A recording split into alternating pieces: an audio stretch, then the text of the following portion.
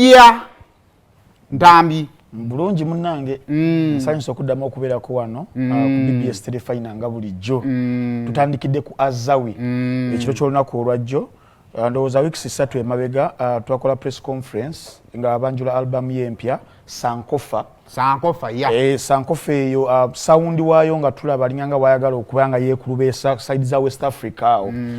emu ku challenges ndowooza ze tulina mu music wa Uganda, that is sound identity naye okubaako n'ekyaffe naddala in terms of sound. Swangz egezezaako nnyo okulwana okubanga ekiyisa nnyo muyimbi nga Azawi mu products za Swangz zona zerina amaanyi ndowooza ne creativity yonna bagatadde nnyo mu Azawi okubeera nti at least she's a symbol of Uganda ne sound nga yo concert nga yo yazze very early tetwagisuubira kubanga bagenda gitukubako nga bagipushinga mu kisaazi ninga bali serious munde. It came very abrupt but abamanyi Swangz nga Swangz twali tetusobola kubanga tulowoozamu bayinza obbasala twali tukimanya egenda kubeera ng'ekola nolaba ne terms of balu nnyo ku ground era engeri gye bapushingamu n'eri n'engeri gye bakoze engeri ya ticket sales zaabwe nga ziri online natuuse ekiseera nga nze kennyini njagala okubanga ngenda naye nga ticket terabika okitegeera nga baziguzeeguze dda ne accessibility eyo yabadde nzibu naye odda ku show nga yo mwana muwala Azawi nyongera okubeera nga musanyukirako nnyo nnyini ddala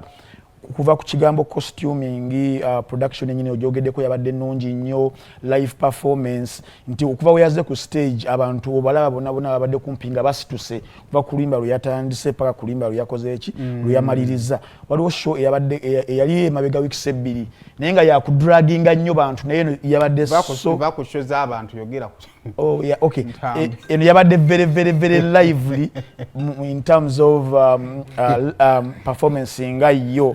mwana muwala Azawi era nsuubira ne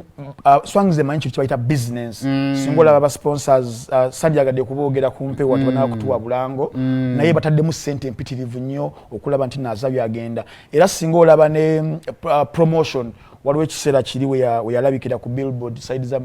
zo mu New York gundi ezo zibeera kaawo kikulagira ddala direction Swangz yagala okubeera nga etekinga ku products zerina in house era ne twebuuza kireka ludda wa wininwaji ng'omuntu yet in my world naye talent agirina naye ate essira nga Swangz eryoseza nnyo ku Azawi okubeera nga afunira business outside Uganda oba promotion strategy ya Azawi baagala kujawula n'eyabala baleme kufaanagana kituufu nnyo ekyo weekiri naye ate n'ekirala nti kati bagala okukola ku kibayita ku ssente enneneko ogenda mu ggwanga lya Nigeria abayimbi abasinga bakikubye ewaka Nigeria ne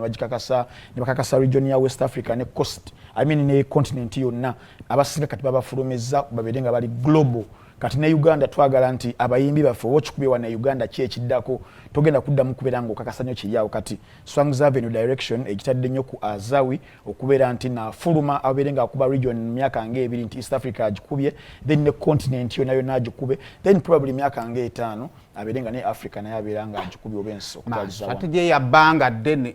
wanatukira ku continent nga takoota kasirye